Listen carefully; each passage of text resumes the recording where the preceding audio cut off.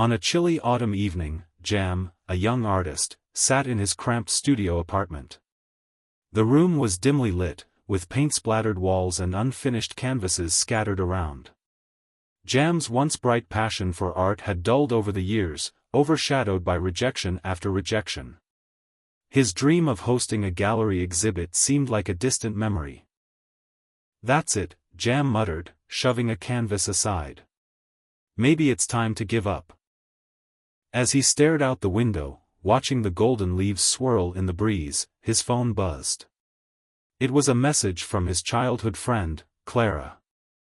"Hey, there's a charity art event in town tomorrow. You should come." Jam sighed. Clara was always trying to lift his spirits, but he wasn't in the mood for another night of polite smiles and whispered criticism. Still, something in her message nudged him. With nothing left to lose, he agreed. The next evening, Jam arrived at the community hall, the faint hum of conversation greeting him. The room was a kaleidoscope of colors, filled with paintings, sculptures, and crafts by local artists.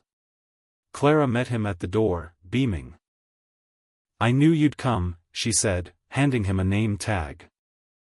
Jam wandered the room, admiring the artwork. A small painting in the corner caught his eye. It depicted a single tree standing tall in the middle of a storm, its branches reaching skyward despite the fierce winds. It reminded him of his own struggles, of holding on when everything seemed to be falling apart.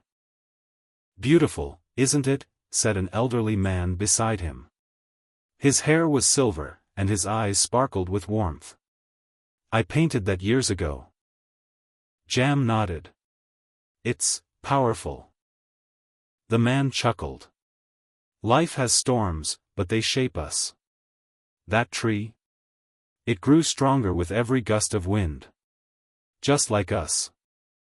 Before Jam could reply, Clara appeared, pulling him toward the stage. "Surprise! You're in the spotlight tonight." "What? No way," Jam protested, but Clara was relentless. Soon, he found himself in front of a small crowd. Clara had secretly submitted one of his pieces, a vibrant painting of a phoenix rising from ashes. It was a stark contrast to how Jam felt, yet it embodied something deeper, hope. As the audience murmured, Jam braced for criticism. Instead, a round of applause erupted. "That's incredible," someone exclaimed. "Where can I see more of your work?" another asked. Jam was stunned. For the first time in years, he felt seen, not as a failure, but as an artist with a story to tell.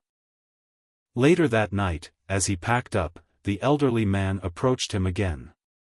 "You have a gift, young man. Don't let the storms fool you. Life has a way of surprising us when we least expect it." Jam smiled, his heart lighter. That night, he returned to his studio, pulled out an empty canvas, and began to paint, not out of obligation, but from a place of newfound hope. Years later, Jam stood in his own gallery, surrounded by people admiring his work. The tree from the storm painting hung proudly on the wall, a reminder of that pivotal night. Clara stood by his side, grinning. "See? I told you life's full of surprises," she teased. Jam laughed. "You were right. Never judge life too soon. It has a funny way of turning things around." And so it did.